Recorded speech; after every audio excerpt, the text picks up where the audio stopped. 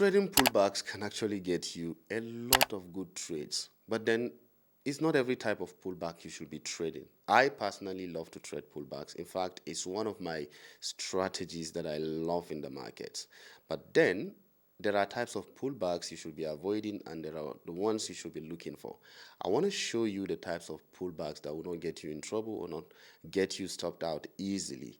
And you would be able to identify them after this video, because I will go into explaining them in detail. So we have two types of pullbacks.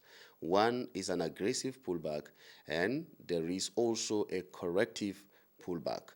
Now, how do you identify an aggressive pullback or a corrective pullback? There is a very, very distinct factor. And then that is what I want to show you in this video right on my chart. So come here on my chart. I want to show you something very, very powerful. Look at this particular chart and look at this particular trade setup. Can you call this a pullback? This place I marked. Obviously, it's a pullback. But what type of pullback is it? Because right here, we can see that the left-hand side, which is the sell side momentum, came in massively and aggressively. This is what we call a liquidity void. When you see a massive candlesticks like this with such a momentum, we should expect price to close up this particular momentum, and that is what we call a pullback. So every time you see trade move from this place to this place, the next movement we should be expecting is not just a continuity till price move forever. Is something we call retracement. In other words, we call it a pullback. So this is a pullback. It will come at least to give you a discount so you can participate in taking that trade. So most people will call it a discount, some people will call it correction, some people will call it a retracement. But then how do you trade it? Do you just trade any type of pullback without knowing the context of your chart? So I want to show you how to easily identify it. So right here you see I have this particular trade setup, and I want to show you what will make me to take this trade, which is how to gauge the momentum or the power behind the retracement. So power is the most important thing you should be looking for. If you look at the left-hand side of your chart and you compare it with the right-hand side while price retraces into your area of interest, because most traders will mark their area of interest something like this, and you will expect price to retrace back into what? The area of interest. So let me type area of interest, AOI. That is where price is expected to go to. But then I want to see the retracement come in with such a weak power, that is a less momentum. So 1, 2. Which of these fair value gaps are you supposed to be trading? Obviously this one, right? This one. So if I should pick my fib level, put it here to this area, I will literally see price retracing back into what? The second fair value gap after crossing the first fair value gap. Why? Because the first fair value gap is somehow not suitable for price, because look at this. Fair value gap, half of it is in the premium side of price, and the second half is in the discount side of price. So I will prefer to trade this one because it has a lot of confluences. We can see a bearish mitigation block close to it. We can see a bearish order block. So obviously this is my area of interest. So if I am taking trade, price should come here. But then how do I know the energy or the power behind the pullback? So 1, 2. This looks powerful. So at this point, I should be avoiding this chart.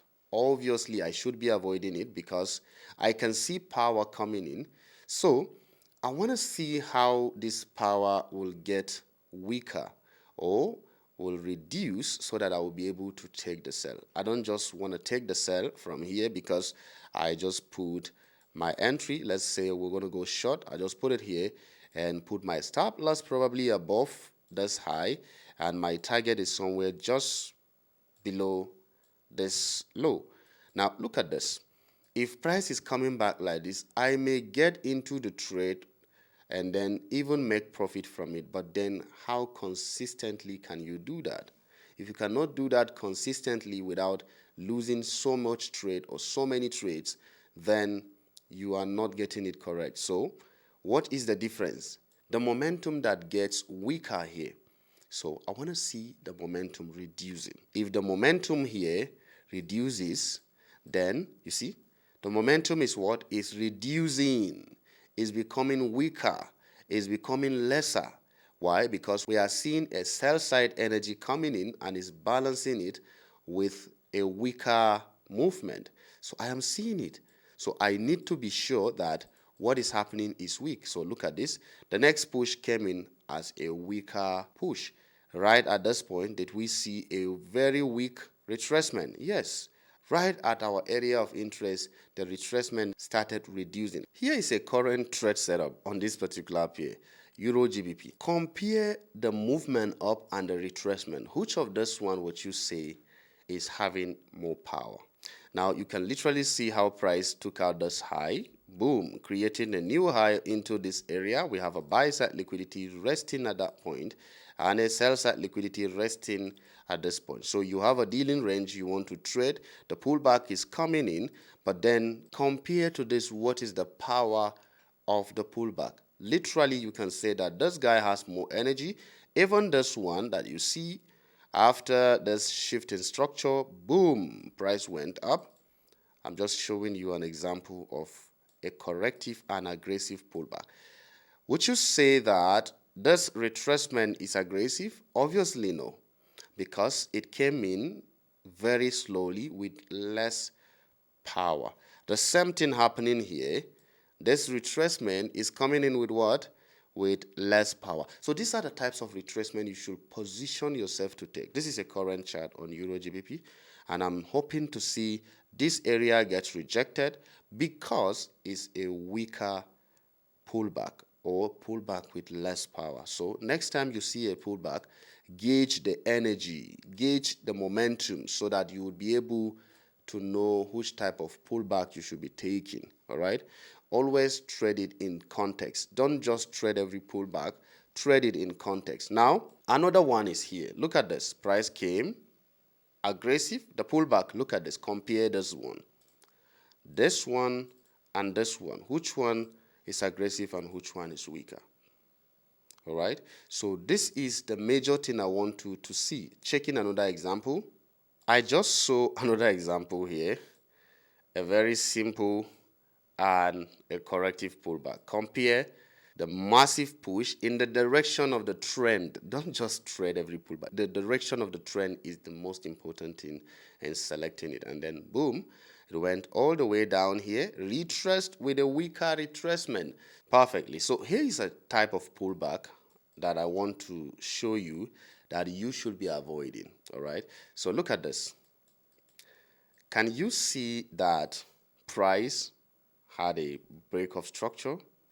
Now I want you to pay attention to this, and possibly price may just give us a sell opportunity here. All right, that is where we have our area of interest. But then look at how aggressive the retracement came in. It came in very, very aggressively. Now, there is a very important detail here I want you to pay attention. In this retracement that came in with massive energy, there is a story behind it. All right, always be careful with what is happening. Now, this is the 15-minute time frame on my charts. But then when I say you should trade it in context, this is what I mean. Let's mark this area and see why is this pullback coming in with a momentum. If you look at this guy and you drop down or you go to the higher time frame, you're going to see the story behind this massive pullback. Now let's go to the weekly time frame. I want to show you how to identify where aggressive pullbacks may most likely come in. Now look at this. Can you see that the weekly has a bullish fair value gap? That is a buy side imbalance, sell side inefficiency. Notice what happened. The moment price traded into the fair value gap right here, the pullback came in what? Aggressively. But all this time while price was coming down on the weekly, which is basically your counter trading. On the weekly time frame, the weekly time frame traded to a high and is now retracing into this area. The moment price traded into the weekly fair value gap, the pullback came in aggressively. So these are the areas you should be paying attention to. So trading in context, look at where the higher time frame traded into. If, for instance, let me show you an example or from a sketch. If I have something like this, all right, if I have something like this, let's say this is the weekly, and the weekly has a buy side liquidity resting there, which I want to show you, and this is the pullback. Can you see it? Now, if price is going to move back into the buy side liquidity on the lower time frame, you're going to see a series of push, retrace, push, retrace, push, retrace, push, retrace, push, retrace. Now, look at this. All this while price is trading into this liquidity area, the pullbacks are tradable on the lower time frame. But the moment price trades into this one, the buy side liquidity, you're going to see an aggressive pullback comes in. That is why you need to pay attention to the entire context. Go to the higher time frame, analyze it, come down to the lower time frame, see how it is behaving. So pullbacks are mostly found around higher time frame point of interest. Let me show you the last example so that you will see how important this detail is. Now, GBPJPY, especially on the daily time frame, had a very, very nice trade. Here, can you see this one? Let's give it this one. Can you see this one? We have a buy side liquidity resting above here and a sell side liquidity resting below here. Let me give you a clear picture of this. Once you are able to identify these, we have a sell side liquidity and a buy side liquidity right there. So price is traveling from the downside to the upside. The target is what? The liquidity or the draw on liquidity, which is what we normally see price do. So as price starts moving to that area, if you drop down and see how this is on the lower time frame, you're going to see that the pullbacks are tradable. Can you see? The pullbacks are tradable. Why? Because price is traveling into where? Can you see this? Tradable. This one, tradable. How about this one? Can you see how this one is coming in? Immediately after price took out the high. The pullback went all the way down into what? Into this area. The pullback, especially those of you who are trading it on the lower time frame, let me go to the 15-minute time frame so that you will see what I'm saying. You will see that the pullback is aggressive. Can you see it? It's aggressive, right? It's aggressive on the lower time frame. Why? Because the higher time frame traded into a significant area. So trading those types of pullbacks are really, really difficult. So measure the momentum, check the energy around it. The moment price started going into that area, you will see the pullbacks are becoming stronger and stronger. Why? Because a reversal is coming in. So that is basically what I wanted to show you about pullbacks. So when you're trading pullbacks, make sure you trade pullbacks that have less power, less momentum. And that reminds me, guys, if you don't have a copy of my ebook, then you are missing so much in the smart money concepts. I titled this book The Smart Money Accelerator Guide. What I did in this book is simply give you the exact format or the exact knowledge you need in the smart money concept. You can see just a brief overview of the book. So many testimonies came to me because of this book. A lot of guys are enjoying this book. It cost just $9.9. The link to get this book is in the description of this video. The first link is where you will find this particular book. Get your own copy and study it. You will understand so many of the smart money concept that you're still finding difficult to understand. So please don't forget to get a copy of this book. Thank you very much, guys, for watching this video. If you have any question, let me know in the comments. And don't forget to share this video. Give it a like. Let me know if you have any question. Share this video with your friends and in your communities. See you next time.